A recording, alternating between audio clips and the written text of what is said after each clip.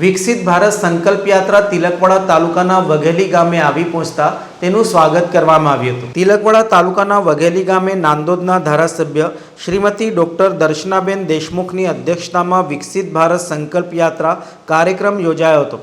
આ યાત્રાનો રથ વઘેલી ગામે આવી પહોંચતા ગામ લોકોએ ઉમળકાભેર સ્વાગત કર્યું હતું।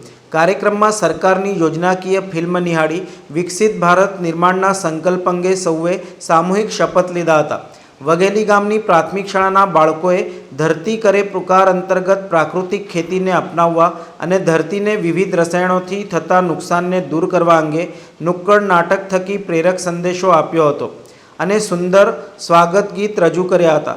આ કાર્યક્રમમાં સરકારશ્રીના વિવિધ વિભાગો દ્વારા સ્ટોલ ઊભા કરાયા હતા। આંગણવાડી વર્કર બહેનોએ મિલેટમાંથી તૈયાર કરેલી વાનગીઓ તેમજ મિલેટ ધાન્યનું સ્ટોલ નિદર્શન કરવામાં આવ્યું હતું। આરોગ્ય વિભાગ દ્વારા યોજાયેલા આરોગ્ય કેમ્પનો ગ્રામજનોએ લાભ લીધો હતો।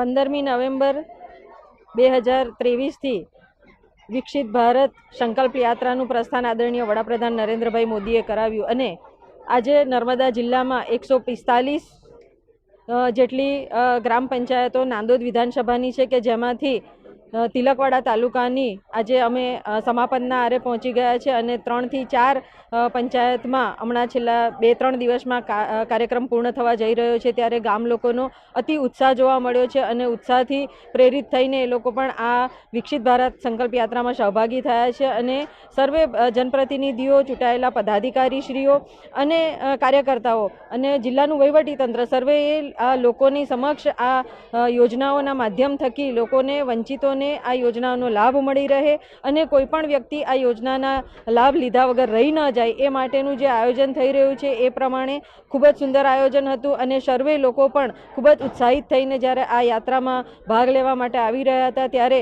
જે પણ કોઈ વ્યક્તિ આ યોજનાનો લાભ લીધા વગર રહી ગયું હશે એના માટેની પણ તાત્કાલિક ધોરણે કાર્યવાહી કરવામાં આવે છે અને એને પણ એ લાભ મળી જાય એ માટેનું પૂરેપૂરું સુચારું આયોજન છે। સમાચારોના સતત અપડેટ મેળવવા માટે લોકમત ન્યૂઝને યુટ્યુબ ઉપર સબસ્ક્રાઇબ કરો, બેલ આઇકોન દબાવો અને અમારી સાથે જોડાયેલ રહો ફેસબુક, ઇન્સ્ટાગ્રામ અને ટ્વિટર ઉપર।